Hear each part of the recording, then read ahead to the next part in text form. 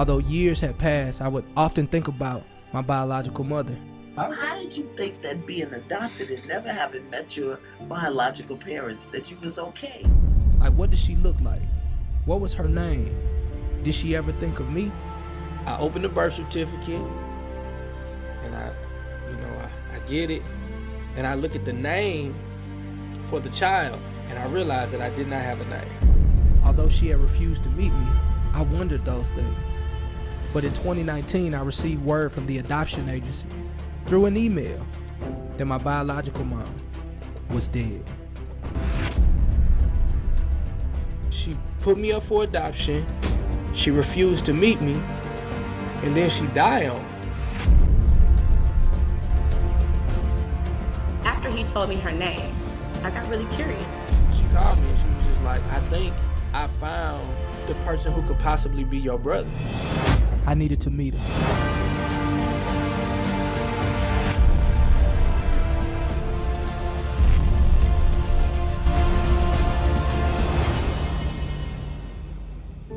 And then she added a caveat. She said she's not dead. Your grandmama's dead, but your mama's not dead.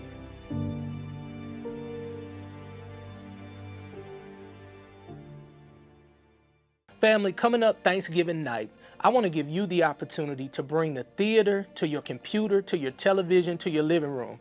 After you finish eating all the Thanksgiving fixings, I want to give you an opportunity to see this movie in its entirety. You say, Willie Moore Jr., how do I get my tickets to the virtual theater? It's really easy. In this description on this YouTube, there's a link that says the Missing Piece movie. I want to make sure that you click the link and buy a ticket. If it's two or three of y'all in the house, I'm trusting that you're gonna buy 2 or 3 tickets. You say, why? Because a portion of the proceeds are gonna help me buy Christmas gifts for foster children and for adoptees across the country. We are gonna give some children an amazing Christmas, and it all starts with you. So make sure that you get your tickets to the virtual theater, and then we got a VIP opportunity afterwards. You'll get a chance to hang out with me and a lot of people in the movie. You gotta watch the movie though. Get your tickets right now. Flat out. Next on the Love You More Show. Have you forgiven your mother for making the mistake of choosing the wrong one? So, I just think in the Christian experience in America, everything has to be wrapped in a bow. Yeah. And it makes unbelievers go, I don't want none of that. I won't lie, sometimes I just want to be alone. Facts. And that's what I was going to say. Sometimes you can. Sometimes you can't. You can't be everybody's Jesus. Have you taken the time to get to know the father you now know to be your biological father? In a process of ways. Love you more. Hey family, Willie Moore Jr. here, and welcome to another amazing episode of the Love You More Show. $100 fine if you call it a podcast. Let's get that out the way. Yeah, family, I'm so excited about the growth that we've had here on the show. We are now over 100,000 subscribers. Fake claps in the room. Yeah. Listen, you know what I learned about you? You are a great listener, right? I just have to tell you 2 or 3 times because you got a lot of stuff you listening to. I don't know what to say about the excitement that I have on my heart that we have for this show, but I can tell you this, God has given me a really big indication that we're going somewhere, and I'm excited that you get the opportunity to go with us. And so for those of you who may not necessarily know where we're going, but you want to hop in the car and join the ride, you like, Willie, I want to go. I want to let you know, here's your opportunity. All you have to do is subscribe to this channel. You'll have really quick updates and access to like some of the shorts that we're doing, and you'll get a bird's eye view of everything that we're doing behind the scenes. So please make sure that you subscribe to this channel. Of course, this month it is all about adoption.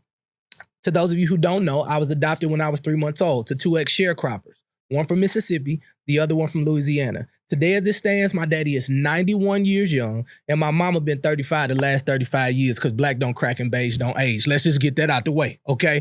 But mama's 82 years young, and I tell you, I've had probably the best upbringing and fun being an adoptee.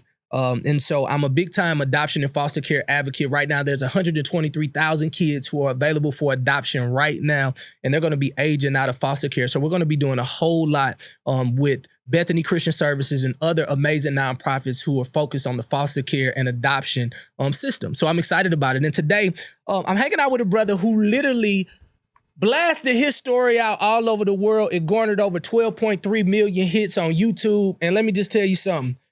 I'm taller than him, except for today because he wore his heels. Let's get that out the way. And he is my brother and my friend. I'm so thankful that I get the privilege of sharing a set with him today. The one and only KIRK Franklin is here with us today. What's going on, KIRK? What's up, King? Man, I'm so thankful to have you on today. Traditionally, whenever I do a show, it's music that we push to be our icebreaker. But because it's Adoption Awareness Month, I want to make sure that we give the Flat Out family, the Love You More family, an opportunity to check out the trailer of my adoption story that is similar to yours. In fact, if you would just put your attention to this screen and check out this trailer. Love you more. It is truly an honor. Traditionally, I get an opportunity to speak to people that I don't necessarily know, but I often get an opportunity to hang out with people that I actually do. We got a chance to deep dive into this Father's Day album. I remember the day you called me to come to the studio to listen to the album, to see some of the footage of what happened to you. And I won't lie, I was so hurt. And I'm glad that I got an opportunity to see it from a bird's eye view. What is KIRK doing now to make sure that he loves himself more in the midst of one of the most traumatic things that he's ever had to experience in his life? I'll try to answer that when I'm finished learning it. It's a never-ending lesson for me, and I'm learning to be okay with it. I'm learning to be okay that sometimes as humans, we are wired to want to get to the happily ever after part of people's lives instead of the chapters and sagas. And I'm okay with not feeling the need to be rushed into the end of the book for other people. I'm okay with that. I'm okay that I'm in a journey, and that it's almost like the writings in the canon of Scripture. We hear these stories of Moses and Abraham and David, but we're not reading them in this linear space. We're reading them in these isolated moments. So we don't know how long he was hanging out with Bathsheba. You know what I mean? We read it in this quick capsule, but they could have been kicking and riding butt naked on horses and sitting down by the beach, with some flip-flops on for 3 or 4 years. Right. I mean, we don't know. And so we try to duplicate that within people's lives. We want people's lives and their failures and falls and storms to be capsulized in quick moments so they can be over. And I'm okay with not being rushed to do that. And God's okay with that for me, because I understand that if he was allowing people for 40 days and 40 nights to go through storms, that he's okay with me having the process of walking with him through the journey. Have you forgiven your mother for making the mistake of choosing the wrong one? I think that forgiveness is free, but trust is earned. And forgiveness is also a little bit more, it's a little more palatable when there's an acknowledgement. So she hasn't acknowledged what's happened? But at the same time, I still have the responsibility of forcing and fighting myself to still honor the fact that she's a Black woman. And I don't know what her story is. And as a Black man, I am still put in the position of always the honoring of a woman of color, whether it's her, my aunt, or any other woman of color, my son's mother, to be able to still esteem them as God's creation, while at the same time, being honest about whatever feelings and emotions I may have. But there still is a commitment that I have that now that my story is out, that there's not a public bashing of them and what has happened, but to to allow them to be human. Yeah. Have you taken the time to get to know the father you now know to be your biological father? In a process of ways, it's something that I have the moments of doing this, have the moments of doing that, have the moments of doing that. And again, I've got to be okay with that too. I mean, there's no blueprint to any of this. Yeah. One thing that I have always been encouraged about is God's experience with David, right? David was happy one day, sad one day. He was on it one day. He was bipolar the next day. But God still gives him this incredible title of being a man after his heart. Yeah. And so that's encouraging. Yeah. That's encouraging. It's because American Christian culture wants you to be good quickly. Yeah. They don't want you to be broken for a minute. Yeah. And I don't see that to be conducive with the text. And so because of that, I'm okay with the process. That's good. And letting the process be whatever it is God wants it to be for me. Kirk, I just honor and appreciate you stepping in. I will say, going through it, and as you've seen on the film, I had an opportunity to meet mom and dad, and I had to learn through that insecurity. And I tried to drink it away. I tried to perform it away. I tried to do music away, but it was all just like a dopamine hit. And then I heard the Lord say, you got to feel it so you can heal it. And so my prayer is that through the tour, through the album, after this thing calms down a bit, that you can feel it so he can heal it. Well, I want you to know it is the tour, the album that gave me the opportunity to feel it. Yeah. There's a song on the album called Listen. I remember. And the opening line of the song is, light of the world, please don't give up on me. I'm so lost right now. That's feeling it. Yeah. That's feeling it. What's the next time? Reach through the dark. I feel like I've been missing.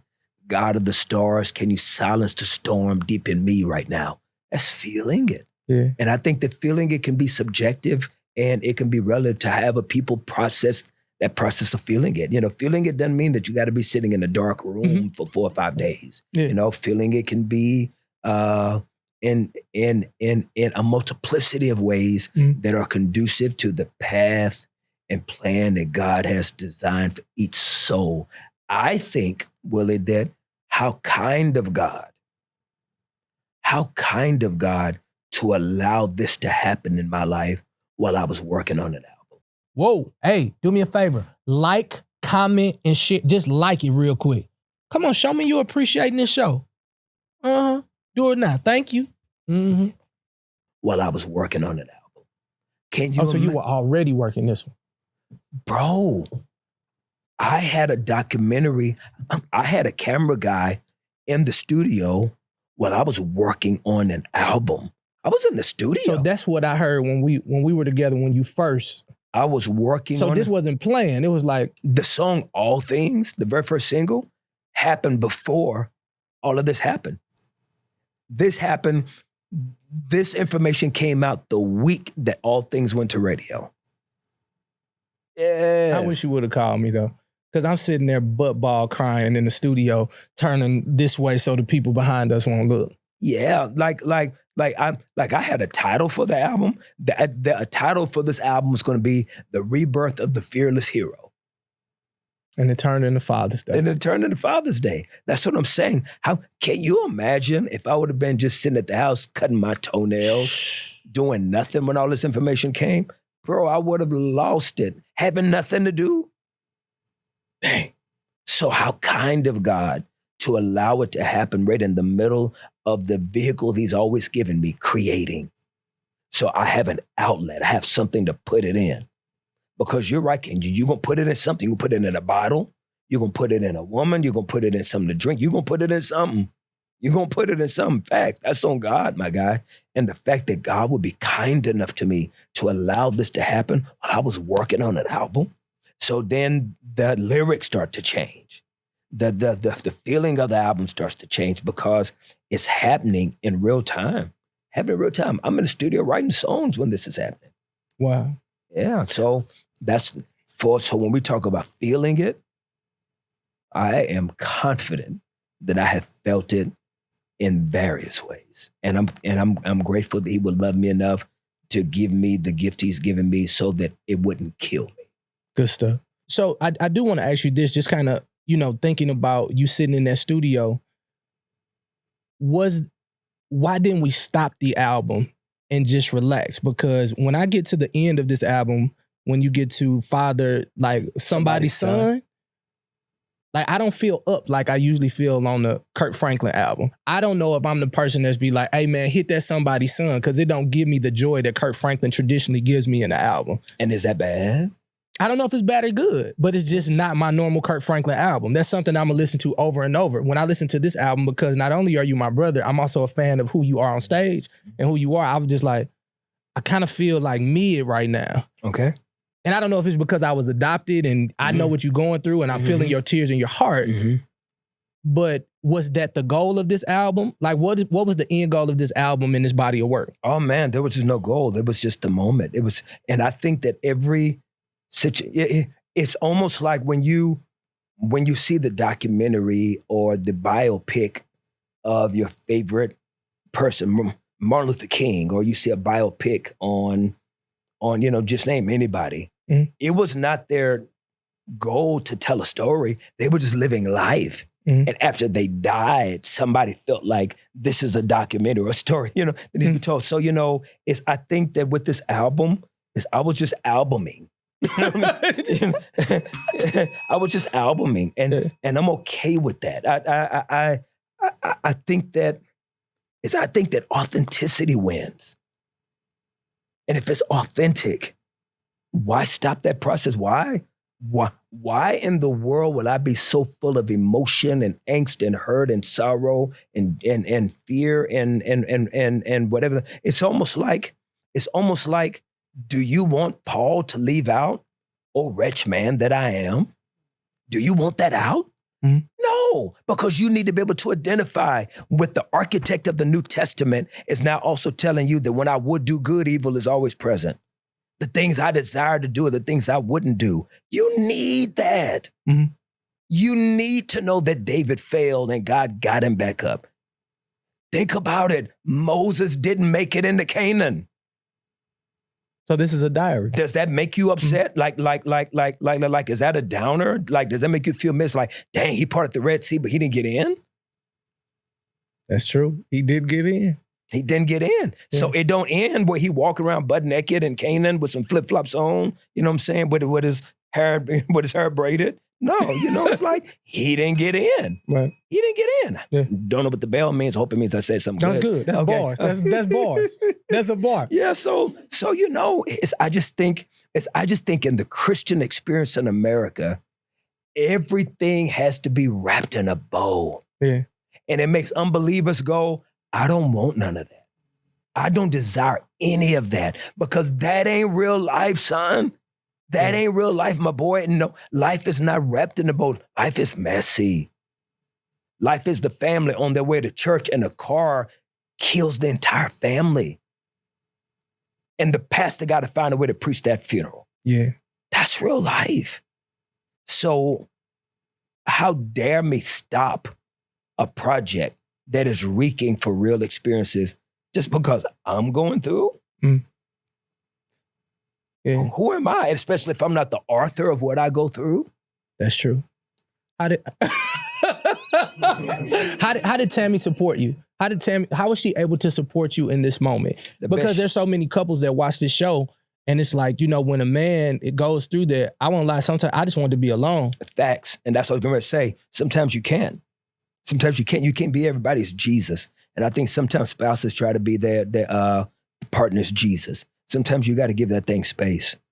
Yeah. You have to give it space. It's because this was my story, not Tammy's. This was my experience, not Tammy's. This was not our journey. Once again, we over-spiritualize even the relationship in America of husband and wives. We romanticize every human experience. We want every experience to look like a Hallmark movie. And it's not. Yeah. It is not. Sometimes it's in the bed, but I can't sleep, but I got to sleep on the couch because I'm having anxiety about what is going. So no, it ain't. We laid in the bed together and we prayed. No, I got up and went in another room because I was having anxiety attacks. Wow, and that's real. All of these rap, bow, Hallmark, Kojic Seventh-day Adventist moments that we've been trying to have in real life. That is why we see Christianity declining all around us, because humans do not see themselves in these false narratives of the stained glass windows. Can we talk about normalizing therapy? Yeah. I think that once again, these misnomers about what spirituality should be to the human condition has been over dramatized, where we are mind, body, and soul. Right. And that we have to minister to all three. And we don't do that with a headache. We don't do that with leukemia therapy. We don't do that with cancer. We go get help. We have to do the same thing with our souls.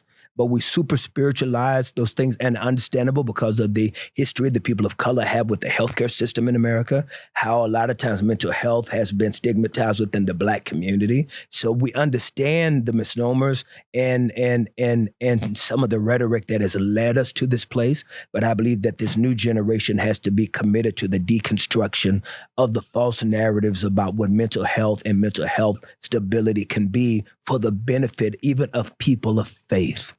Kirk, man, I appreciate it. Can I get one more? Yeah, you get a bit. Come on, y'all. Make some noise for Kirk Franklin for me in the house. Come on. Man, bruh, I appreciate you hanging out with me, man. So family, you got an opportunity to see Kirk Franklin in his most vulnerable state. You know, if you look at my brother's eyes right now, if you know him, you know him. But there's a lot that he's fishing through. Many of us, we choose to get away from people when we're going through some of the toughest time. And if that's your process that way. But to those of you who know that the call still stands even after pain, I want to challenge you to get up. You know, many times we just stay down way too long. You know, I remember when on January 6, 2009, when I was praying like, God, can you please just send me my biological mother? You know, I given my life to the Lord. I was doing all the right things. I put up the black and mild. I stopped womanizing. I got married. I had checked all the boxes of what Christianity told me I should check. And on January 6, 2009, when they found my biological mother, they said, Willie, we found your mother. It's just unfortunate she just doesn't want to meet you. And I was hurt. And if I can be very honest with you, I was pissed off to the highest level of pistivity. I mean, because I just didn't necessarily understand how I can do all the right things and the wrong thing just keeps happening. You know, maybe you sit at that intersection of trying to do the right thing and the wrong thing keeps happening to you. And you like, listen, man, I tried to do the Christian thing, but it's just easier to go back to the bar and go kick it and do what I'm supposed to do. I want to tell you, a surrendered life to Jesus simply means that no matter what happens, my decision for him stands, even though some of the things that I wanted to happen didn't happen the way I wanted them to happen. Because I understand God's timing is still perfect. So if you fast forward to 2020 during the pandemic, although I prayed in 2009, God decided to give me my biological mother. We met during the pandemic. And although that rejection in 2009 hurt, to have the person who birthed you say she didn't want to meet you, I believe that period turned into a question mark when I looked her in her face and I said, Mama, why did you refuse to meet me in 2009? She said, well, in 2009, I had a brain aneurysm. And I don't even remember doing that. And if I ever did that to you, I apologize. I'm so sorry. What I'm telling you today is sometimes the story that you're playing in your mind has a backstory and a root that you may not have investigated. Maybe, just maybe, even if your story is not the hallmark story that I have, or not the traumatic story that my brother's overcoming right now, maybe that's not your story, but your story is your story. And I believe you can build from truth if you go find the truth. What am I challenging you to do today? Love yourself enough to ask the right questions. Love yourself enough to not meander in this maze in your head that says you, this is the only way. They hurt me. They did wrong. Like, maybe if you humble yourself and say, what really happened, Mama? Like, what really happened, Dad? Like, what really happened in that particular situation? And even if they don't have the words to say, at least you asked. And then you can live in the truth to know that he or she just didn't have the capacity to give me the truth that I desired, but at least I have some truth instead of the narrative that I gave myself. As Kirk said, man, there's so many nuances to this thing called life. But there's a Savior who chooses to give us a balance in the midst of all that we attempt to overcome. And notice I said attempt, because some things we attempt to do in our own strength, and we fight back and forth between surrender and giving it to God. Surrender and giving it to God. I want to challenge you today to surrender it all. To say, God, I'm going to do what I can with the questions that I'm going to ask to get the answers that I need. But I'm trusting you to do what I can, to give me the peace that surpasses all my understanding. I pray for you today, and I pray that if you love yourself the way I've been challenging you to do, that you will take the time to investigate foundationally some of the hurts, the hangups that you have on the inside, because we can't take this stuff into the next year, because God has a beautiful plan for your life. He has a mate for you. He has reconciliation for you and your child. He has reconciliation with you, mom and dad. He has something on the inside that he wants to give you, but it takes for you to be humble enough to ask the right questions and receive it in a different manner. That's the beauty of God. He gives us a second chance, a third chance, a fourth chance, and a fifth chance, a sixth chance. Maybe this is even your seventh, but I think it's time to complete it by being brave enough to ask the right question. Could I trust you to do that? I know I can. Shout out to my brother, KIRK Franklin. Hey family, do me a favor. I'm a little winded right now because this guy made me so emotional, and he played too much. Let's just get that out the way. While I'm doing all this good preaching, he over there making faces and looking crazy. We gonna pray for him. Y'all pray for KIRK. Lift your hand. Put your hand toward KIRK. But subscribe to this channel. We're on our way to another 100,000 subscribers. Make sure you share this with as many people as possible. And listen, if you're new to the show, I hope you enjoyed that one. That was special with KIRK, right? But it's all about people who've been through breakups, divorce, relational misunderstandings. Today is just a special show because it's all about adoption. All right? I love y'all. Subscribe. What an amazing interview with my brother from another mother, KIRK Franklin. Family, maybe you know or maybe you don't know, but November is Adoption Awareness Month. I'm adopted. I never met anybody in my biological family until I was, in 2020 is when that happened. And so this Christmas, I'm looking to bless some families, parents, and adoptees with a really great Christmas. Some people are going to get cash. Some people are going to get toys. Some people may get a spa date. But we just want to be a big blessing to those families who have adopted children, because it is a unique but fulfilling journey. And so if you don't mind, I would love for you to click the link in the description of this video. And if you can pledge $100, we get 100 people, that's $10,000. And then I'm probably going to get someone to match it. So we'll have about $20,000. And then for Christmas, we're going to bless families. I don't know how we're going to bless them, but we're going to have people send in their adoption story, send in their foster care story, and then we're going to see how they need to be blessed, and we're going to meet the need. And so I want to challenge you guys. I know during these very unique economical times, it may be unique for you to give to such a campaign, but if it doesn't meet your need, then it's your seed. We're going to be a blessing to kids like me, right? Adoptees coming for Christmas. And this guy is so spoiled that I was trying to do the video, but he decided he wanted to be a part of the video. So tell him, go pledge $100. Come to the virtual theater. I'm going to send you a link on Thanksgiving. We watching my adoption story. Flat out. Love you more. Love you more.